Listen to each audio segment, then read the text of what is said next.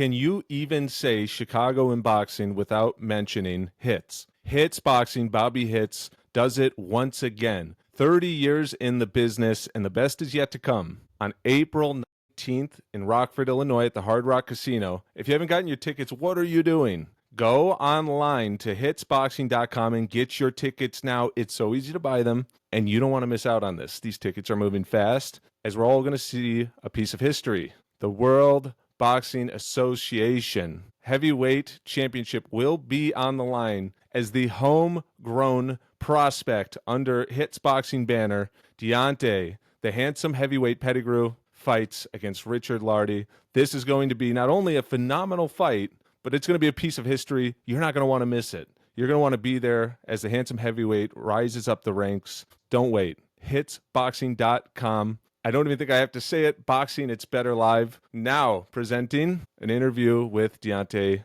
the handsome heavyweight Pettigrew. All right. I'm super excited to be doing this interview, getting this opportunity. Obviously, you know, the big buildup is to your fight on April 19th. We'll start just with that. How's training going? How are you feeling right now? Feeling great, man. Feeling good. Just left the gym for my first workout. Going hard and focused. I'm locked in. We always get a fight countdown. Some people call it camp. You know, fight camp going strong. Just what they say, crossing the T's and dotting the I's. We're getting stuff done. We're going to come in this fight. We're going to be in some shape. We're going to get it done. Now, here's one curious one. I always wonder this because with heavyweights, it's a different animal. You don't necessarily have to worry about. There's a specific goal if you're a middleweight. You have to come in at 160 on the dot or under. And strategically, it's like you just got to cut that weight. Yeah. As a heavyweight, you can utilize it to your advantage. So how does that play into training as far as like what weight you're going to come in at? How that affects the fight? My focus is never really what weight, so to speak. So I'm not watching the scale. With me, it's how I feel. I feel good. And a kind of measuring stick, so to speak, for my training, for my trainers and team is my hand speed. If you're not gonna toot I'm a pretty swift heavyweight, got some pretty fast hands, so my hand speed always kind of comes back when I'm in peak form, so to speak. So I'll be hitting the bag or hitting the mitts, and my trainer say, "Oh, not quite there yet. Let's keep going." And when he starts to see the speed come back, is when we kind of know that I'm in a good weight for myself. But for me, it's all about how I feel. If I feel good, feel strong, I'm running my miles and stuff like that, there's no pounds that I got to catch. Yeah, do you know, actually the first time I met you, I don't know if you recall this, I was at Sam's gym. I showed up to see someone else spar, and you were getting ready to spar. And you saw me come in, and you go, "Hey, is this a heavyweight that I'm going to spar?" And I just remember thinking, like, fuck, I'm going to get killed today. This is going to be the end of me. I'm always doing anybody that walks in the gym over 200 plus pounds, I'm like, "Hey, what are you doing here?" I'll be in the hospital before I make it home to my wife. So somebody bring me lunch. Yeah, so, and we were just talking about this before we went live. So, a lot of your story, you said you're very strategic about what you do and don't share with everybody. I believe that there should be a boundary there too. That being said, like, I do wonder, before we even get into all the boxing, I've noticed one thing, that after every fight, and I think before every fight, you always have a Washington hat on, the baseball team. Take me back. Where does that come from? I'm assuming that's where you're from, but I don't want to assume because I make an ass out of you and me. I've never been to Washington, actually, and I don't like the Washington National. Well, I don't watch baseball. I'm not even a fan of the baseball team. Believe it or not, I get asked that question so much. I get asked that question from random people on the street outside of the boxing community. I got a police friend, and he said, "Hey, man, I want you to tell me what that hat means." And you know what? The funniest answer of it all, it means absolutely nothing. It was a hat that, funny enough, it was a hat that I had, and it goes, I got about 20 of them right here. I got them in all different colors, and I got there's a beanie version. Dude, what is going on? I got a few of them in black as well. Got a special edition from when they won the World Series, I guess, custom. And again, I guess I got a bunch of them. So the funny answers to that question is it means nothing. There's nothing to do with the team. There's nothing to do with anything. I wore the hat once. I loved it. I bought it again. And I've been wearing it for about 20 years now. And it just kind of became my thing. It just became synonymous to me. So now it's just like, hey, that's Tay's hat. Funny enough, the team actually sends me boxes of them for free every year. What? Yeah, so hats free every year from the team. So if you go out with your friends, you guys go out to do whatever, is everyone wearing hats then? You have a ton of them, right? No, it's just my hat. But Got you. what my close friends and my tight knit group will do on fight day, they'll all show up with the hat. So if you That's ever, what I'm gonna say. yeah, Yeah. if you look into the crowd, you'll see 20, 30, 40 people with the same hat. Yeah, because listen, I couldn't wear that many hats. I wear one, like I'll wear one hat for a year. So I gotta imagine if they're giving you that many, your friends gotta be hooked up. Oh no, these are all my hats. These are all my hats. They're all my team, my friends. They get their own hats. I don't share my hats. I got about 30 of them, brand new. So I only wear them for maybe a couple months at a time, and I'll switch them out because they get sweaty. Yeah, Yeah, so I just switch them out. that's how I am with shoes. If I find a shoe I like, I'll wear it until it's beat up, and I'll just replace Same it. shoe. I get it. So I am curious. Obviously, you came into boxing a little bit later, so there's a whole story about you before boxing. You're clearly an athletic guy. What were you doing before boxing? Oh, well, long before boxing, going back to college, I mean, I actually was going back to high school, played some football, ran track, never really played basketball, but the best sport, I was a swimmer. So I was a collegiate level swimmer. I went down to state, second place state finals, which was pretty big. I went to college on a partial swimming scholarship. They gave me $9,000 to swim for them. So, SIU. So I was a really good swimmer. That was actually my first job, was a beach lifeguard, city lifeguard. So swimming was my thing. And people always laugh at that, 6'6", swimmer. Yeah, I was a great swimmer. That's amazing. So you're a Renaissance man. There's a lot more to you than meets the eye. Because I would have never in a trillion years guessed a heavyweight ranked where you are was a swimmer before that. Yeah, very good collegiate level swimmer. Okay. And I'm assuming you're from. Are you from Chicago or Illinois originally? Chicago, Illinois, born and raised. Awesome. So collegiate swimmer, and then there's still a gap between being a collegiate level swimmer and where you are now. By the way, I'm just going to ask, the beard, does that have anything to do with you can't have the facial hair while you're swimming and now you just own it? Or you just love the beard? I used to have to shave the beard, yeah. So I had to shave the beard, but it was nothing to do with, I always rocked the beard. Even in the off season from swimming, I would grow my beard out. It's no meaning to it. I just preferred my beard. Got you. I've always wondered this. Do you feel like it gives you any advantage in the ring to have a cushion of the beard, or is it really like a non-factor? No. I personally no, but when you get high enough in certain sanctioned bodies, they will make you shave it. It has to be only an inch in density, which we call it the Adrian Broner rule. Yeah, so when you compete for a world title, and I want to say it's the WBO, maybe the WBC, I have to look, they will make you shave it. But I truly don't think it gives me any advantage. That's the reason I asked, too, because they did that to Tyson Fury. I think that the biggest disadvantage is the long hair. If you have long hair, when you get hit, people can see it. You got short hair, you might get hit and the judges don't see it. And the long hair kind of comes into your face a little bit too. Absolutely. You ever seen the fights where a guy gets a haircut in the middle of the fight because it's coming undone? I've seen that live, actually, yeah. So let's bridge this gap. Collegiate level swimmer, boxer. Where like boxing's a very tough sport. It's very violent. Like take me through that bridge. Where do we get to where we are now? After school, I'll tell you the true story of how I started boxing. It comes from being really, really fat. So after school, I got into celebrity bodyguard work, 6'6", 300 pounds. I was all over the world. I've been on world tours. I mean, just with different artists around the world. And I'll tell you something, when you're doing that kind of work, you have zero time for the gym, zero time to work out because you're always on someone else's schedule. And the schedule is heinous. You're from this city, you're from this after party, you're doing this show, this sound check. Then you're on the road to the next, you're putting in 12, 15, 16-hour days. You're not eating right because you're eating fast food all the time or show food, which is basically wings and, all the bad stuff. So I had blew up to 376 pounds. And I was like, hey, I've been on the road for 6 years straight. I gotta get. My stomach was huge, so I joined a gym to lose weight. I took a break from touring. I was like, hey, I gotta get some of this weight off. And the gym, it was a Park District gym, and they had the weight room was on one side, and then there was a boxing gym on the other side. So as I'm, lifting my weights, running on the treadmill, I would hear the boxes, I would hear the sparring, you would hear the ruckus. So I peek my head in, and at the time, one of the trainers in the gym said, hey, man, if you really want to lose weight, you got to get out of that weight room and come in here and lose some weight. So I said, hey, man, I want to lose some weight. So I came in there, he would just work my butt off with, like, plyometrics and burpees and all that kind of stuff. And I was actually losing some good weight. And the boxing gym was hot as, I want to swear, hot as hell. It was like 90 degrees in there or more. And as a natural competitor, because I am a winner, I have to win. I have all these subtle things around my house and gym. Like you got the stuff behind you, no pain. I'm a winner. Winners win. And I got the bug, and I was just watching. I say, hey man, I could beat that guy. There's a couple heavyweights for sparring. I say, man, let me give it. He used to call me heavy. Say, oh no, heavy, you're not ready for that yet. I say, hey man, I could beat the guy. So I say, hey man, you want to go? You know, put your stuff on and go. You know, got me some stuff, and we sparred. And you know, it wasn't really sparring. He kind of, you know, tuned me up a little bit, and boom, I couldn't take that. Yeah. I couldn't stay. So I said, hey, while you teaching me how to lose weight, teach me how to box. And so I got a late start because of that. And I actually skipped a step. So when I got off the road from bodyguard, I took the police exam to be a local Chicago PD, and I passed it. And I had to get, we have what's called a power test, which is a fitness test. And you have to score in so many numbers, or so many, like, what's the word I'm looking for? You have to hit certain goals with the fitness test, like a mile and a half in so much time.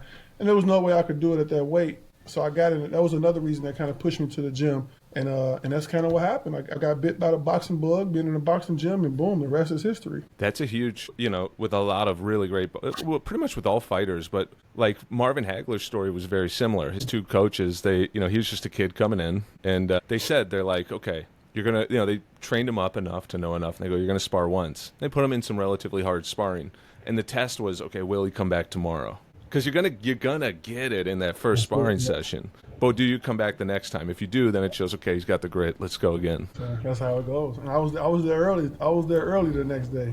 I said, I got to get my get back. So I'm gonna take a few steps back then, because clearly some questions are getting answered here. I'm starting to understand things much more clearly. It doesn't sound like you just all of a sudden did boxing and were good at it. It sounds like you want to be good at everything that you do. It sounds like everything's very high level. Where does that come from? That's a great question. Someone has never asked me that. I have no idea where my competitive spirit come from. I have to be the best at it. And it's a running joke. I have a group chat with my close friends. It's a running, they call me Mr. Perfect, right? Because I'm always stressing. We go out to outings, I say, you got to be on time. I don't tolerate being tardy. Mr. Perfect, he's always got to be, it's just how I have no idea where it came from. I just have to win. I have to be the best at everything I do. Even with work stuff, business stuff, I just have to do it right. I do a little bit of real estate development in my spare time, and you see about all these, I don't know if you into that world, but all these fix and flips that are shitty. I'm sorry, can I swear on here? Go for it, yeah. Oh yeah, so all these fix and flips that are shitty and not put together well, I stand over my contractors all day long. I say, that's uneven. That's not plumb. That's not square. Do it right. So even in the real estate world, I say, hey man, this guy needs it done right. I'm just a perfectionist. Everything I do has to be. Even with my money denominations, they all have to line up the same way. This is how I am. Do you have any military background at all in your family? Or? No military. Not directly. No. So it's just in you. You're a type A with like a lot of that grit. Let me ask you this then. Everybody loses at something to somebody. So have you ever been playing like foosball or pool with a friend and they beat you? And if so, what happens after that? How do you respond? I think you're wrong, man. I just can't lose. You've never lost? Not that I can recall. Even running sprints with the little guys, believe it or not, man, and I hate to be that guy on the interview, I gotta win. If it's true, it's true, man. I take it. Win, man. I mean, the work shows. I'm racking my brain to see when the last time I lost at something, man. I'm thinking about it. Do you think maybe you lost at something and then just got like similar to the boxing, your first time getting tuned up? Maybe you did lose, but then you found a way to get much better. Now you're only remembering the times where you're winning at it. Well, if you want to talk like very first sparring sessions, I mean, sure, but I don't think that's not a win or lose thing. Those are experience based. But I mean, when I'm speaking on this pure competition where someone's keeping a score. If you're keeping a score, if you're keeping the time, if there's a goal to hit, I gotta win it. Okay, that's fair enough. I got you. Good stuff. I'm going to ask, this is probably one, I don't know if you can answer or not. You were on tour clearly with a lot of celebrities who are doing big tours. Can you say who they are? Is that like off limits? Yeah, I've had, if I can name the artists, I've had artists, I've been on a tour with P. Diddy, Nicki Minaj, Ray Sherman, Young Thug, T-Pain, Trey Songz, Carrie Hilson. The list goes on and on. Moneybagg Yo. A lot of hip hop artists, of course. That's pretty much the genre I was with. No big, nothing as big as like Taylor Swift and things like that. But it goes even further than that. Like Tommy from Power, Tommy Egan, I forget his, Joseph Sikora. He had like a autographing tour. I did that with him. I mean, it's even more people than that, just off the top of my head, those guys. But I've been on tour. I did, like I said, 6 years on the road straight. All right, we're going to talk all about P. Diddy. No, I'm kidding. Now, I'm on a non-disclosure agreement, so Yeah, no, you're good, man. I'm messing with you. We're going to talk about you. What did you? So what from? No, I'm going to ask this. I was going to ask, like, I'm so curious about that world, but like, how does that carry over into boxing? Are there things you learned in that world that are helping you with this experience and this journey now? I don't think it correlates directly. What I will say it taught me, if I can go back to where you said, do I have any military experience? The answer is no. But being in that field, being all alone, you develop militant-like thoughts and processes because you have to be almost militant. You have to be on point. You have to be so strategic. You have to think so far ahead. You have to see exits. You have to game plan for the worst case scenario. And we drill and we drill. There's like, believe it or not, there's bodyguard school. There's bodyguard training camps. And you just all about escaping dangerous situations with the principal being the client. You know, how to avoid, detect, deter, stuff like that. So while I have no official military background, I think being in that environment every day for that long, you develop that kind of instinct. But as far as direct correlation with boxing, I'd say maybe the discipline of it all, maybe the will to make it out of every situation alive, because it has been some gnarly situations and stuff like that. And just like I say, the discipline of it. One thing I notice is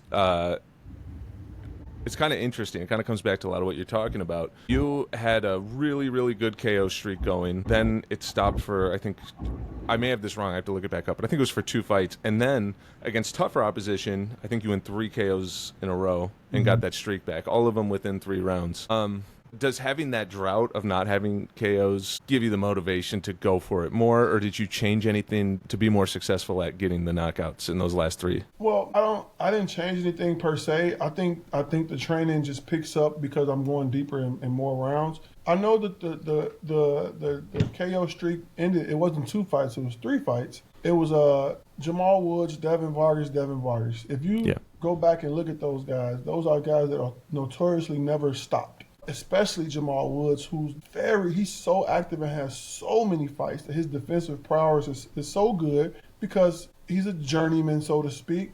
So he has to take as little damage as possible to be able to fight in 10 days, which he usually does. He just does, in his massive record, he just does not get stopped. He just does not get knocked out. He gets knocked out less than like 3% of the time. We were doing the math, and I was like, yeah, let's go for it. And, getting in there with him, his high guard is vicious. And in a good way.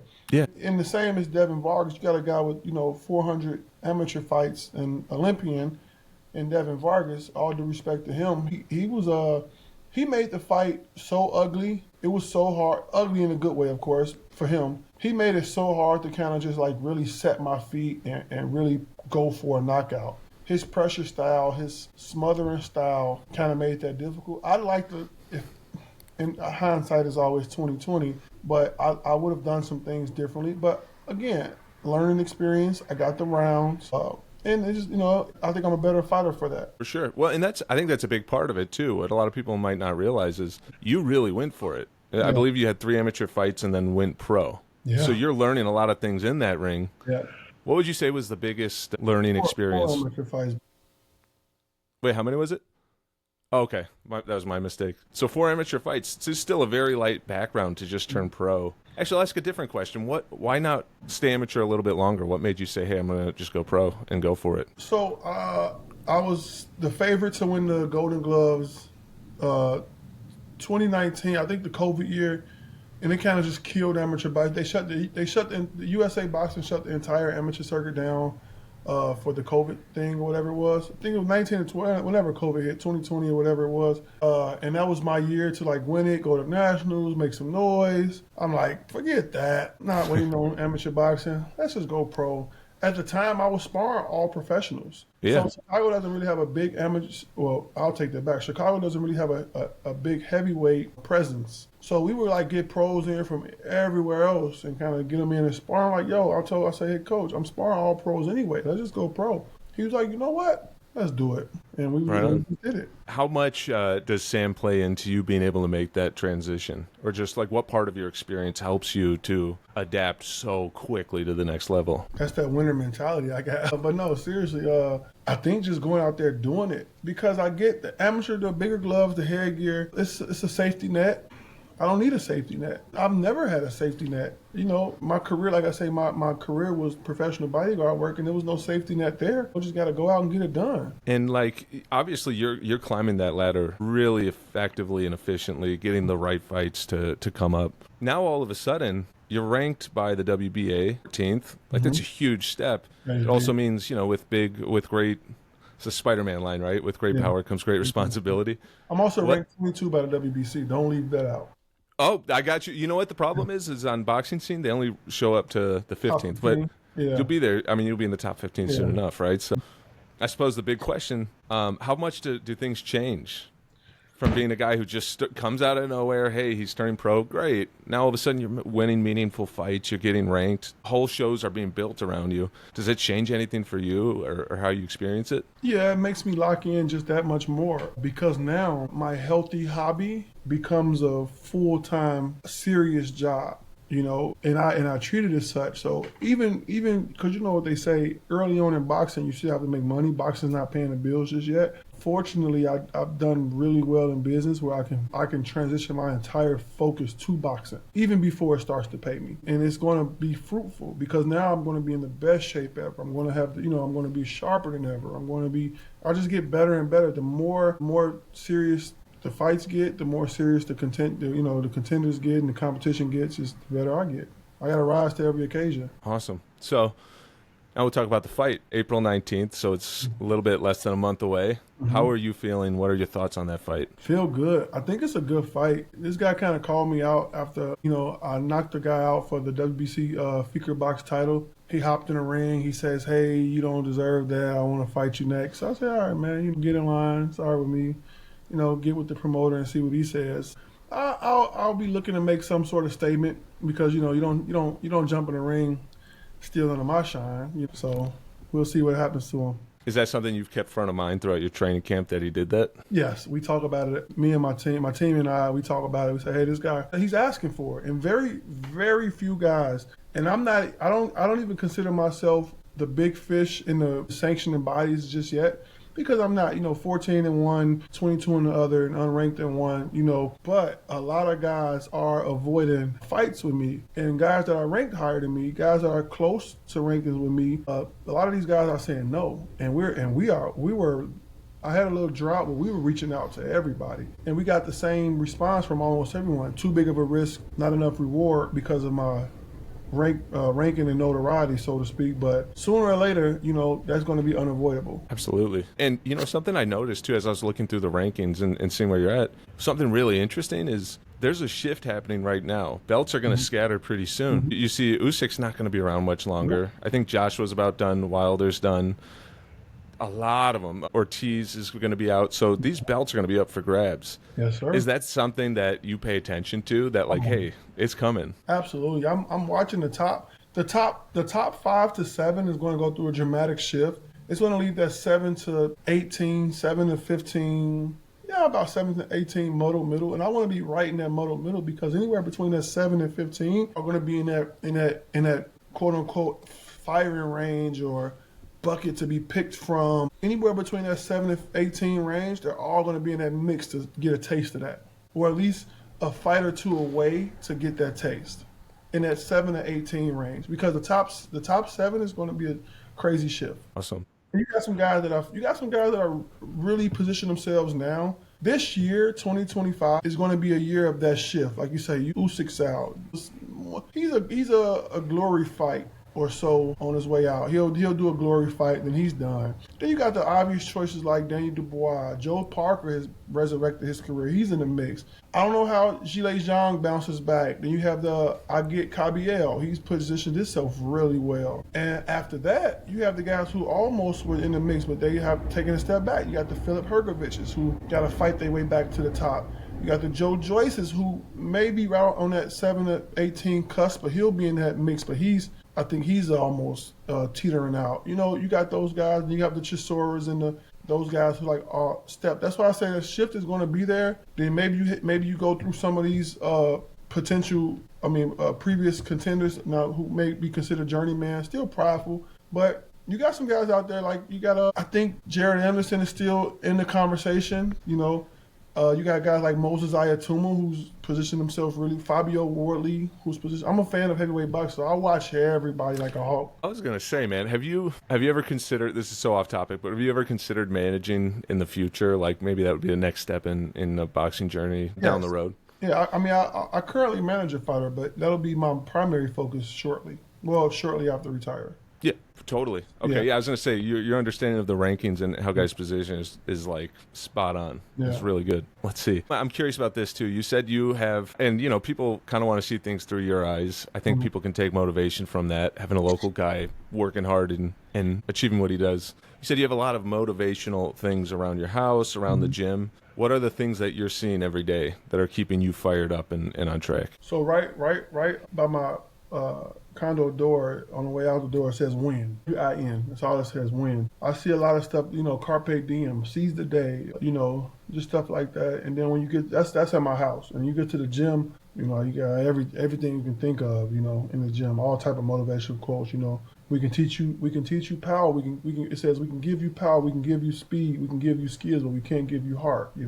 That's a good one. I love that one. There's one up there about Muhammad Ali that says, you don't start counting until it starts hurting. I love that one. Just stuff. You just kind of stay motivated. And then last thing, I don't want to keep you too long. I know you're a busy guy. For those who are on the fence, maybe they want to come out to Rockford and they want to get a hotel and get a ticket, or maybe they're like, maybe not. Why should they go? Main event, baby. Main event. I try to make it a point to put on a show every time I go out. I do understand that heavyweight boxing has been resurrected. People love the big boys. They want to see the knockout. I want to go. I've been talking to my team, like I said, my stablemate / advisor / confidant, Christopher Owsley. I told him, I said, I want to go highlight this time, man. I want to go highlight. I want a viral moment. I want a viral clip. And I'm gonna be looking for it, man, because sometimes with enough social media push and enough people talking about it and enough people pushing it, sharing it, retweeting it, whatever they do, sometimes that's enough to say, hey, look at this guy. Even so, you combine a viral moment with the record and the rating, it might be enough. Because Ryan Garcia, his social media presence helps him get to where he is. He's a good boxer. He has good skills, but trust me when I tell you, if he had no social media following, he wouldn't be the name and the brand that he is. So with that kind of push, I think it could put me in that muddled mix that I want to be in this year. Right on, man. Awesome. Deontae, it's been an absolute pleasure, man. I appreciate you a ton. Thanks for joining me. No problem at all, man. I appreciate you having me. Thank you, sir. Now, real quick. All right, so I'm going to stop recording here, and I'll cut that part off. But